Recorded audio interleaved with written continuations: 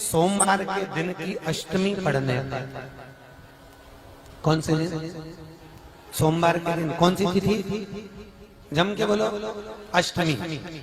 सोमवार के दिन अगर अष्टमी तिथि पड़े और उस दिन अगर 5 बेलपत्र भगवान शिव को समर्पित कर दी जाए तो व्यक्ति जो सोचकर, जिस कामना से, जिस मनवांछित फल के लिए बेलपत्र चढ़ाता है, उसकी वो कामना मात्र 3 महीने में पूरी हो जाती है।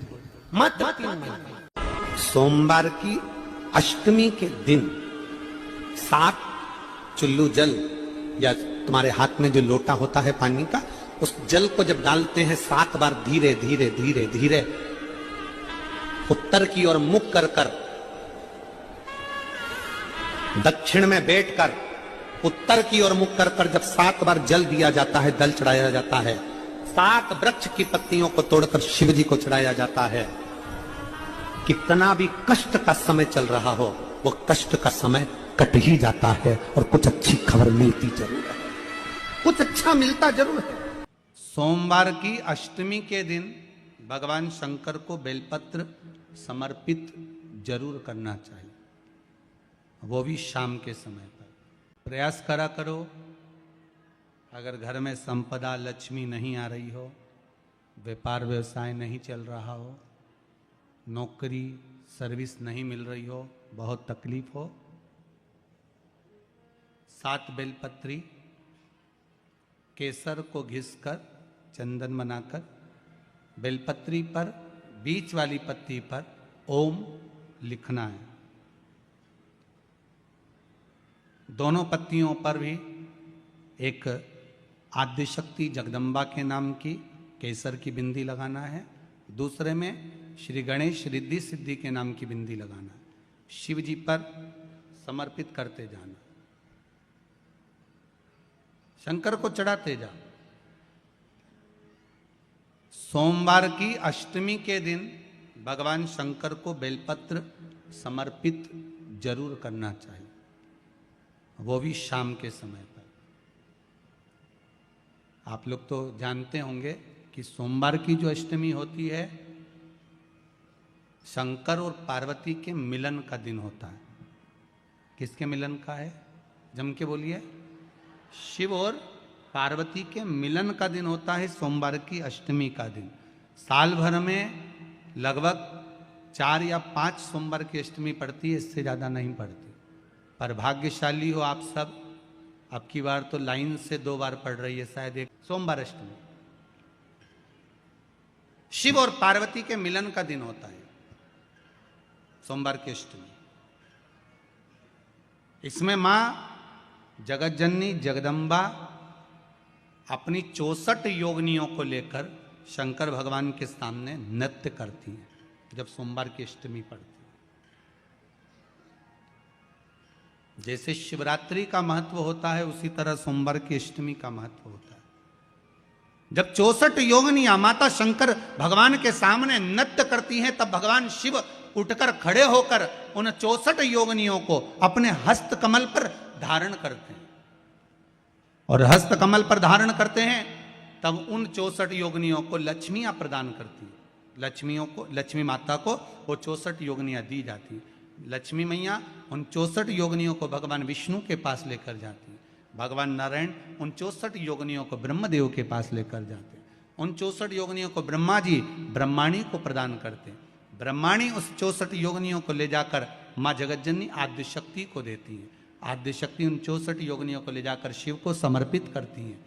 शंकर भगवान की कथा कहती है, सोमवार की अष्टमी पड़ने वाले दिन अगर बेलपत्र पर केसर का भाग लगाकर, ओम लिखकर केसर का ही तिलक लगाकर माँ आद्य शक्ति गणेश जी रिद्धि सिद्धि के नाम से 7 बेलपत्र शिव को समर्पित कर कर लाल वस्त्र में उसको बांधकर, जिसका व्यापार व्यवसाय या नौकरी सर्विस नहीं हो, बहुत कष्ट चल रहा हो, बहुत जिंदगी में दुख चल रहा हो, उसको 2-1 महीना रख कर देखो, बाबा लाइन लगा देगा आपकी संपदा की ओर, आपका हाथ पकड़ देगा।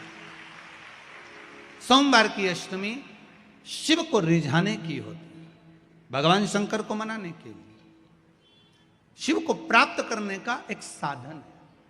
जिन लड़का लड़कियों का विवाह नहीं होता, सोमवार के अष्टमी के दिन अशोक सुंदरी वाली जगह, सबको मालूम है ना अशोक सुंदरी की जगह, अशोक सुंदरी वाली जगह पर 7 हल्दी की बिंदी रख दी जाए, लड़का लड़की जिसका विवाह नहीं हुआ उसका हाथ रख दिया जाए, और वही हाथ के छापे पीपल के वृक्ष पर 5 लगा दिए जाएं। महाराज 3 महीने में उसका विवाह पक्का हो जाता है। सोमवार की अष्टमी का इतना भाव है महाराज, सहज नहीं है सोमवार की अष्टमी।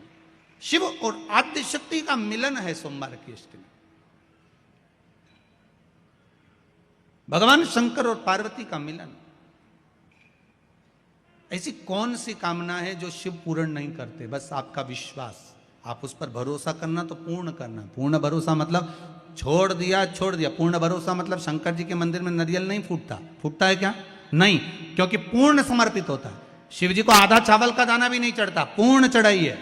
शिव जी को आधा फल नहीं चढ़ता, पूर्ण चढ़ता है। श्रीफल भी चढ़ेगा तो पूर्ण चढ़ेगा। शंकर भगवान के पास में आधे का कोई काम नहीं है, उनको पूर्ण समर्पण चाहिए। आपका पूर्ण समर्पण अगर आप दोगे तो शिव उसको स्वीकार कर। सहज सी बात कहेंगे, आपके जीवन के लिए बहुत काम आएगी।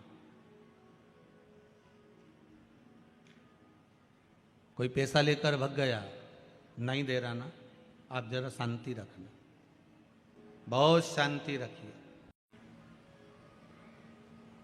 एक अलोना कंडा, कंडा जानते हो ना, जो अलोना कंडा किसको कहते हैं? एक होता है गाय का गोबर जिसको थाप दिया जाता है। ये जो थपा हुआ जो कंडा होता है ये कभी भी यज्ञ में काम नहीं आता, आपको मालूम होगा। अब आज के ज़माने में तो भले आप सब जानते ही हो कि लोग मानते तो कुछ है नहीं, पर जिस पर हाथ का छापा पड़ गया, थप गया, वो यज्ञ में हवन में काम नहीं आता। हमारे बीच में 2 संत बैठे हुए हैं, आपके भी स्मरण में रहा होगा कि जो थाप दिया जाए, जिस पर हाथ का छापा आदि पड़ जावे और उसको थाप दिया जाए, वो कंडा कहलाता है। और वो पूजन में या यज्ञ आदि में उसका क्रम नहीं है। गाय जब पोटा करे और पोटा कर या उसको उठाकर ऐसा कैसा ही कहीं रख दिया गया, वो सूख गया, उसको अलोनी गोबरी कहते हैं, उसको अलोना कंडा कहते हैं। उस पर कोई छापा नहीं डला है, उस पर कोई ट्रेडमार्क नहीं लगा है, उस पर कोई आपका हाथ नहीं छुआया गया है, उसमें कोई वस्तु की मिलावट नहीं है। वो गाय ने दिया और वो सूख गया, उसको अलोनी गोबरी कहते हैं, अलोनी भस्म कहते हैं। उस अलोने कंडे को लाइए, उसको जलाइए, उसकी भस्म तैयार करिए। उस भस्म को तैयार कर कर उस भस्म को बेलपत्री के वृक्ष के नीचे रखकर और उसमें थोड़ा सा भाव, एक भस्म को थोड़ा सा भाव, उस भस्म का एक छोटा सा लिंगायत आकृति सिद्ध कर कर उसको बेलपत्री के वृक्ष के नीचे रखकर उसका पूजन करिए। और किसके लिए करना है? जो पैसे ले गया और दे नहीं रहा।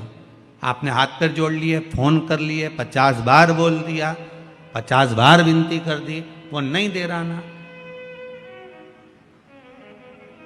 वो नहीं दे रहा।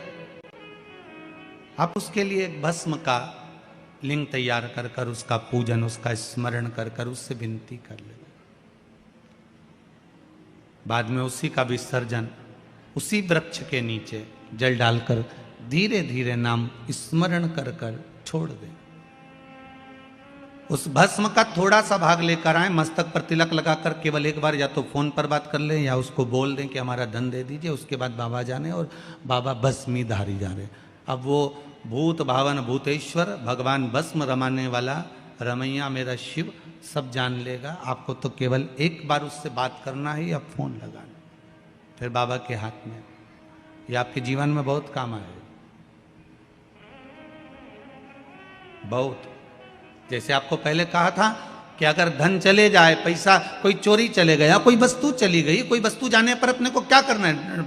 गवर्नमेंट अपना कर्म कर रही, पुलिस अपना काम कर रही, वस्तु गुम गई है, नहीं मिल रही है, एक 5 मुखी रुद्राक्ष कटोरी में शहद और जल रखकर या शक्कर रखकर बीच में घर का पूरा सेंटर मिलाकर नाभि में रख दीजिए उसको।